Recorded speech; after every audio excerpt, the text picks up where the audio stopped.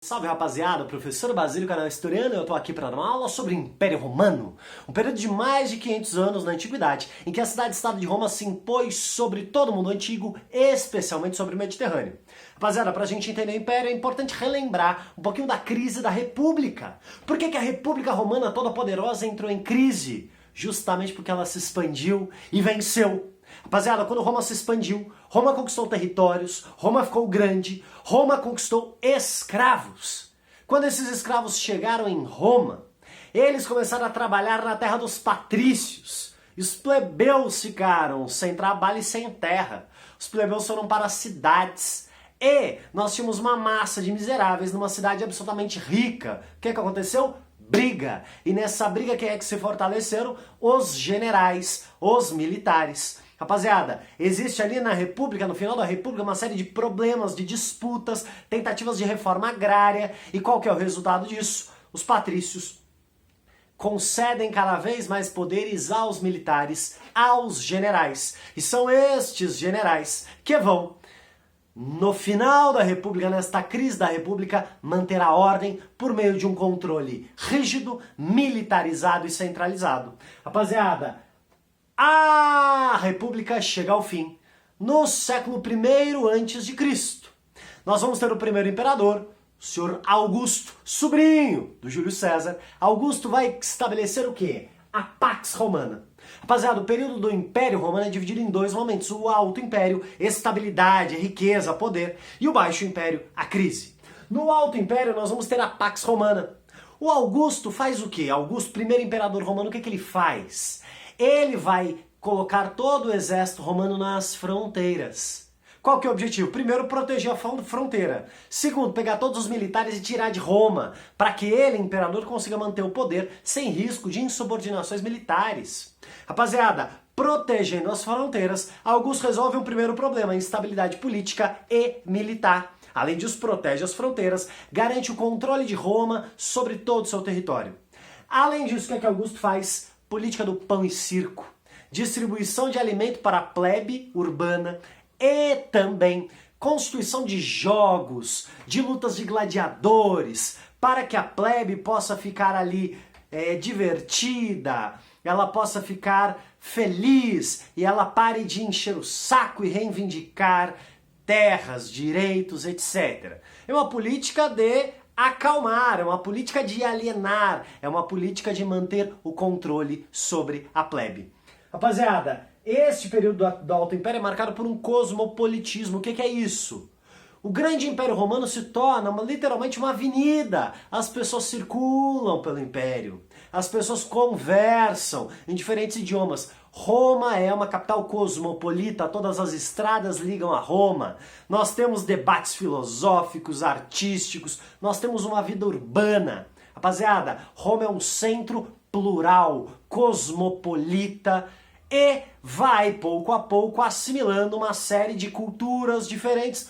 Por exemplo, uma seita que havia acabado de se estruturar na região da Palestina, chamada cristianismo. Roma vai absorver uma série de ideias cristãs. Mas vai ter um problema lá no Alto Império com os cristãos. Qual que é o problema? Os cristãos não participavam do culto ao imperador. O culto ao imperador não era necessariamente porque o imperador era um deus, mas era um culto de gratidão à figura do imperador. E o que aconteceu com os cristãos? Foram mandados para o Coliseu, foram queimados, foram crucificados, porque eles estavam desobedecendo às ordens e às leis romanas. Rapaziada, este período do Alto Império é um período em que o Mediterrâneo, as redes comerciais estão a todo vapor. É um período de crescimento, é um período áureo. Mas depois que Roma chega ao topo da pirâmide, só lhe resta cair. E a queda vem com a crise do século III. E por que Roma entra em crise? Porque Roma parou de se expandir.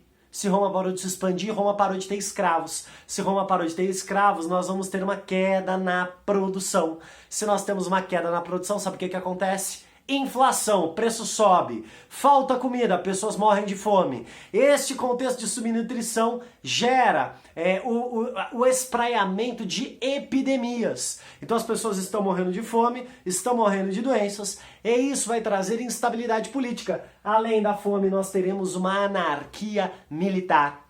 Diferentes grupos começam a reivindicar, militares começam a reivindicar melhores salários, o salário começa a atrasar. Então eles falam, por que aquele cara tá no poder? Por que aquele cara é imperador? Eu também posso ser imperador. Rapaziada, em cerca de 50 anos, nós teremos 18 imperadores. Isso é um símbolo, é uma marca da instabilidade política. Rapaziada, depois desta grande crise no século III, nós vamos para o Baixo Império. Uma coisa fundamental começa a acontecer. A população começa a sair das cidades e voltar para o mundo rural. E lá no mundo rural, quem que é dono das terras? Os patrícios. Então nós vamos começar a ter uma experiência do colonato. Aqueles plebeus livres vão para esta terra, eles vão estar vinculados à terra. Eles serão trabalhadores livres, não serão escravizados, mas ao mesmo tempo eles têm uma vinculação à terra, uma obrigação ao trabalho. Meus queridos, esta é a base do que um pouco mais à frente chamaremos de feudalismo, uma relação de servidão. Rapaziada, ao mesmo tempo, o poder público está entrando em declínio e o poder privado destes grandes proprietários de terras se fortalece. Na hora do vamos ver, o proprietário ele tem que defender as suas terras, porque o exército romano, o poder público de Roma está em declínio. Além disso, o que é que nós vamos ter? Para tentar conter a crise, nós vamos ter um processo de centralização política. O imperador vai mandar e desmandar. Aquela autonomia que nós tínhamos no Alto Império, as cidades tinham certa autonomia. Tudo isso acaba. O imperador agora será um déspota, com uma grande burocracia, com poder centralizado, aumentará impostos, controlará finanças, enfim. O imperador romano tenta controlar a situação, reforçando seu poder. Meus queridos, também vamos ter um processo de orientalização. As filosofias, as ideias, as culturas orientais vão chegando cada vez mais fortes em Roma, e especialmente o cristianismo. O cristianismo já estava lá no Alto Império, mas vai ser no Baixo Império que ele vai se fortalecer. Sabe por quê? Roma está em crise. Roma está em declínio. E o cristianismo fala muito bem a algumas parcelas da população que não gozavam dos benefícios de Roma. Quem são eles? Os escravos. Quem são eles? As mulheres. Quem são eles? Os plebeus. O discurso cristão é muito diferente das religiosidades tradicionais, porque na religiosidade tradicional nós temos a exaltação à guerra, à vitória. Um dos grandes deuses em Roma será Ares, o deus da guerra. Mas o cristianismo propõe uma lógica inversa. Ele não valoriza o guerreiro vitorioso, mas bem-aventurados os mansos, bem-aventurados os humildes, bem-aventurados os que choram. O cristianismo vai oferecer alento às camadas subalternas do Império Romano, e ele começa a se espraiar, e ele começa a se espraiar. E o imperador tenta reprimir, mas quando ele reprime e manda para a fogueira os cristãos, eles cantam cânticos. E com isso, a moral dos cristãos vai crescendo e o cristianismo vai se espraiando nas bases da sociedade romana. Até o momento que o cristianismo é tão forte que o império não pode mais perseguir. Então o que o império tenta fazer? Tenta assimilar o cristianismo. Édito de Milão, 313. O império romano não terá mais religião. O império será neutro. Portanto, os cristãos terão certa liberdade religiosa. Rapaziada, 380, ou seja, 70 anos depois, Édito de Tessalônica.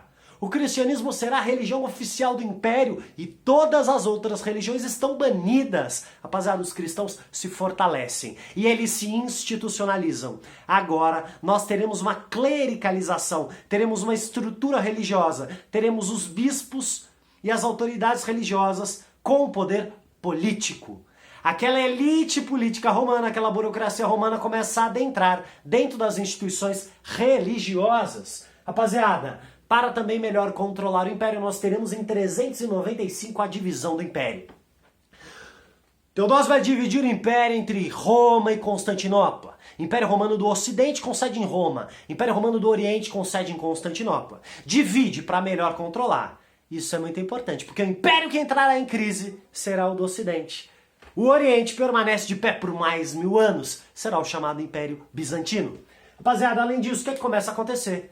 Com esta crise interna de Roma, as fronteiras vão ficando porosas, fica mais difícil de proteger as fronteiras. E os povos, além das fronteiras, chamados de povos germânicos, ou os romanos chamavam de povos bárbaros, porque eram povos que não tinham cultura romana. Esses povos começam a adentrar progressivamente a fronteira de Roma. E o exército de Roma já não é mais aquele, mas ele está em declínio. As pessoas não querem mais servir o exército, a cada um cuidando do seu interesse privado, em detrimento do interesse público. Rapaziada, os povos germânicos começam a entrar. E o Império tenta fazer o quê? Germânicos, se vocês protegerem Roma, vocês receberão a cidadania romana. Vocês serão povos federados. Roma tenta negociar, tenta assimilar aqueles povos. Mas, rapaziada, por volta do século V, os povos germânicos iniciam grandes levas e adentram o Império Romano. Eles invadem o Império Romano. Até que em 476, os povos germânicos tomam Roma. O Império Romano do Ocidente desmorona. E aquele poder público, aquele último imperador, ele é destronado. Os povos germânicos tomaram a Europa Ocidental. Meus queridos, não apenas a política se esfacelou, não apenas aquela organização social calcada na ideia do público se esfacelou, teremos uma emergência do poder privado, mas uma mentalidade nova também se estrutura. Rapaziada, um grande nome desta crise do Império Romano, deste baixo império, será Santo Agostinho. Santo Agostinho, cidadão romano, bispo de Hipona. Olha a cidade de Roma pegando fogo. Olha a cidade eterna se desmoronando. Agostinho vai escrever Cidade de Deus. Nas palavras de Agostinho, a cidade dos homens, Roma, perece. Mas a verdadeira cidade, que é a cidade celestial, a Nova Jerusalém, esta viverá para sempre. Rapaziada, Agostinho começa a olhar com ressalvas para a razão. Para Agostinho não é a razão que explica o mundo, mas é a fé. Estamos aí criando o terreno para um novo tempo, para uma nova estrutura política, social, econômica e religiosa. Estamos adentrando na chamada Idade Média. Um período do poder privado, um período da fé se sobrepondo à razão. Sou o professor Rodrigo Basílio. Se você curtiu esse vídeo, dá um joinha aí. Um excelente estudo e forte abraço!